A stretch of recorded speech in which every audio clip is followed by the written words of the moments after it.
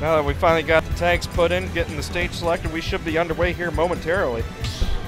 And that's going to be Town and City for game 1. Neat. Understandable. Have a nice set. Okay, so Okay. Unga Bunga Ness versus...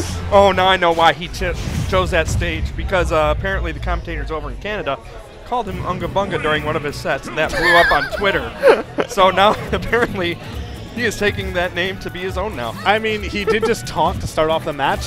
I mean, I don't even know how in-depth I want to get. It's so hard to focus when he has the Unga Bunga tag. But, like, we can talk about this matchup and what it's like. Side Magnet is actually pretty big. Yeah. Because, like, a lot of characters will have ways that they can reflect, you know, Mewtwo Shadow Ball, but he's a reflector of his own, which means that it's not necessarily like, oh, I reflected this and it's out of my hair now. Yeah. But Ness Side Magnet, he just heals from it. Yeah. Now it's out of play, so he can't really go just throwing off Shadow Balls willy-nilly.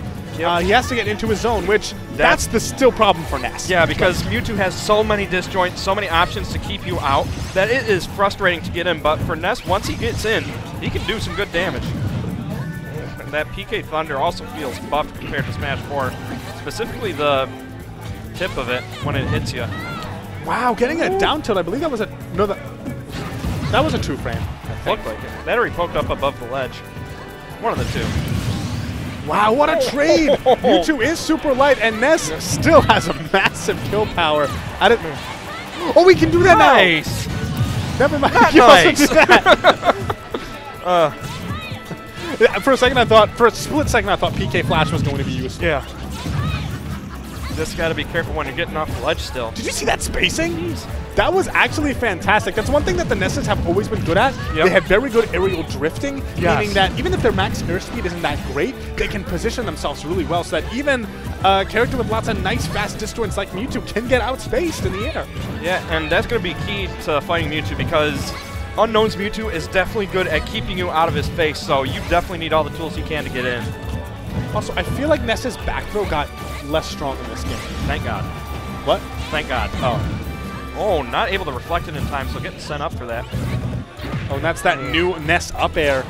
It does feel like they took a lot away from the character in terms of, you know, his real strengths in the last game. But they gave him new ones. But Mewtwo has those same old strengths. 70 base power, ghost type move. Comes out like frame 5 apparently. Yeah. I don't think it did that in the Pokemon games. There we go. Using PK Fire to get himself a little bit of space there. And a lot of damage. And Mewtwo is one of the lightest characters in the game. I think he...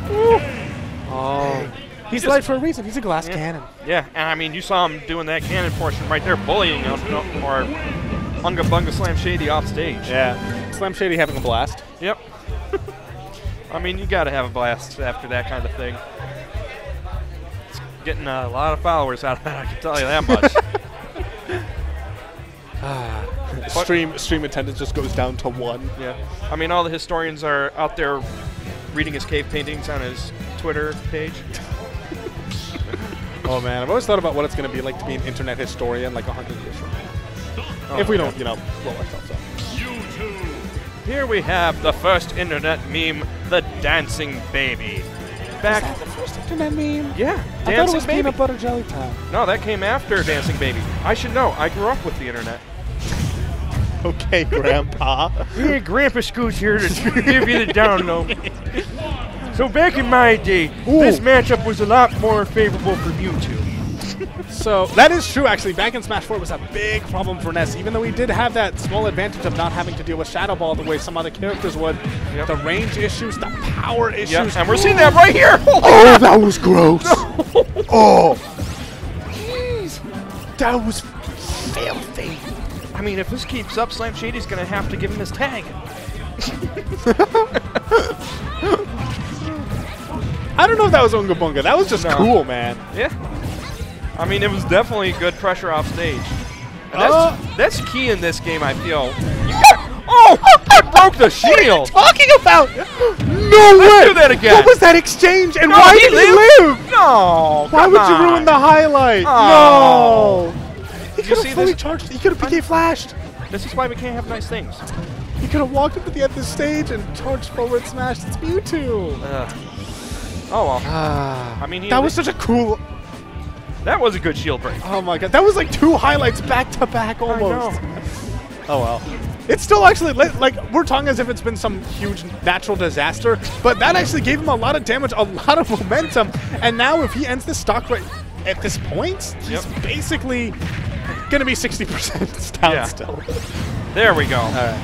All right. Oh, we getting the Ness special here, telling him everything's going to be okay, because Ness is here.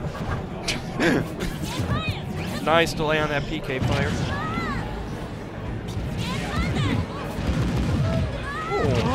Scoop, scoop.